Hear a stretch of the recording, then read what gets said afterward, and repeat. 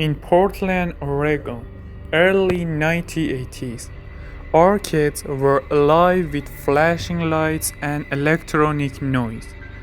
But among all those machines, there was one game, different, unmarked, unexplained.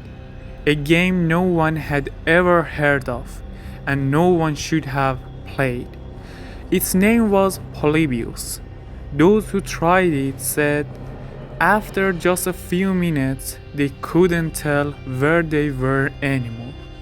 Only that something inside their head whispered, continue or sleep. Hello, I'm Desmo. Welcome to Beyond the Evidence channel. If you want to make your nights mysterious and scary, this is the right place. So please subscribe to me and like this video and turn on the notification bell so you don't miss out. Let's go. The beginning of the legend. It started in a small arcade on the outskirts of Portland in 1981. A new cabinet appeared overnight, no logo and no developer name. Just a glowing green word on a screen, Polybius. Players describe it as hypnotic. No clear objective, no enemies, only shifting geometric patterns and rhythmic pulses of light and sound. After a few minutes, time seemed to stop. Shapes turn into faces, whispers filled the silence between each pulse. And when they stopped playing, the patterns followed them into their dreams. The victims. Soon as possible, strange things began to happen. Players complained of migraines, insomnia, and hallucinations of shapes moving in the dark. One 17-year-old boy screamed and ran out of the arcade. He said a voice in his head kept repeating, "You are not supposed to be here." He disappeared 3 years later. Witnesses claimed that every night, men in black suits came to the arcade and downloading data from the machine without ever touching the controls.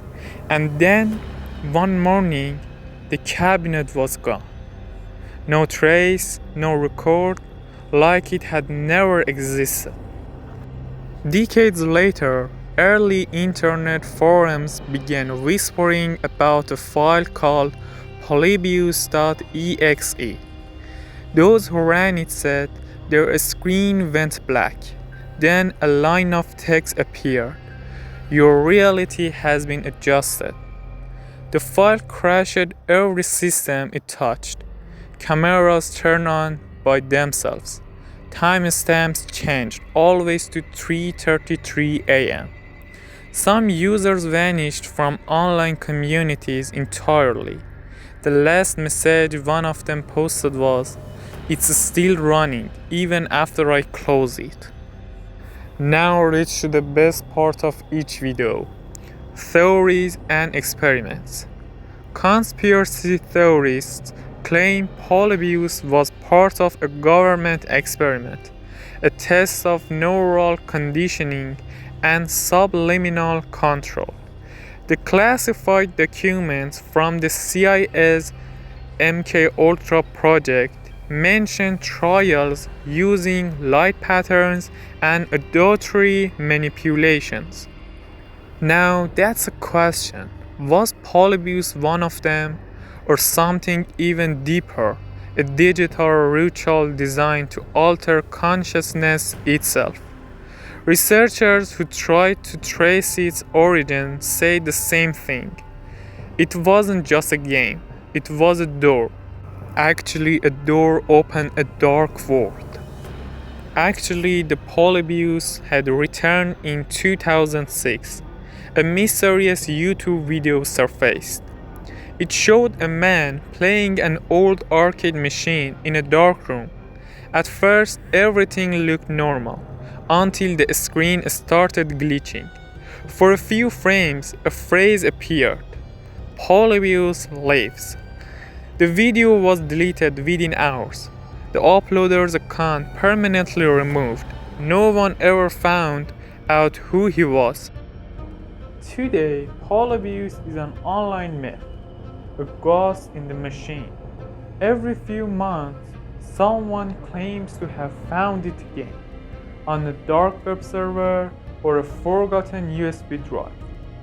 Those who play it report the same symptoms: sleep paralysis, voices behind them, and the number 9081 flashing across the screen.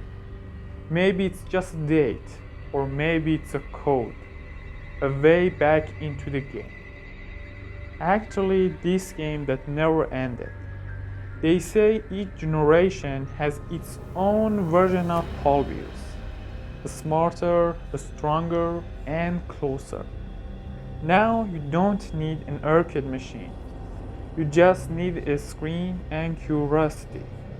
But before you press start, remember this: some games aren't meant to be played, because once you begin, it starts to play you. Polybius. Continue